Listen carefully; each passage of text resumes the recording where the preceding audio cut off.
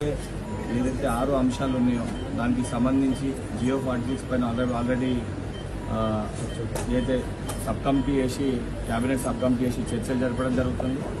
దానితో పాటు రెండోది ఏదైతే గ్రూప్ 2, గ్రూప్ 3 పోస్టుల పెంపు పైన కూడా ఆల్రెడీ వెబ్ నోట్ రిలీజ్ చేసి ఎన్ని ఖాళీలు ఉన్నాయి దానిపైన కూడా చూసి దానిపైన కూడా ప్రభుత్వం ఒక డెసిషన్ తీసుకుంటుంది.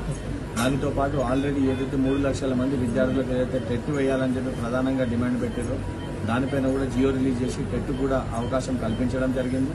దానితో పాటు మరొక డిమాండ్ ఏదైతే ఉందో గురుకుల స్టూడెంట్స్కి సంబంధించి ఏదైతే బ్యాక్లాగ్ పోస్టులు ఏవైతే ఉన్నాయో తప్పనిసరిగా దాన్ని లీగల్గా ఎటువంటి ప్రాబ్లం రాకుండా పరిష్కరించే దిశగా నేనే ప్రభుత్వంతో 100% నా వంతు ఎఫర్ట్స్ పెడతాను.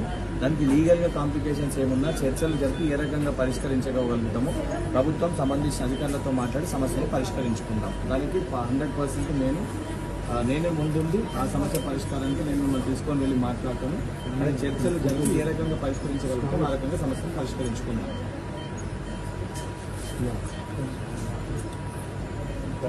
దాని బల్మూరి వెంకట్ గారు ఇలాంటి హామీలు ఇచ్చారు, మీరేమంటారు?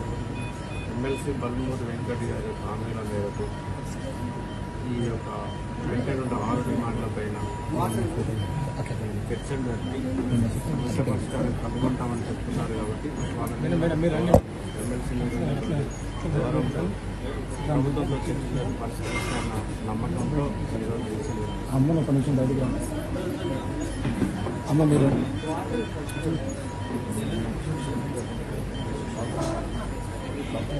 ఇక్కడ వచ్చి ఇక్కడ ఎంతకెళ్ళి అందరూ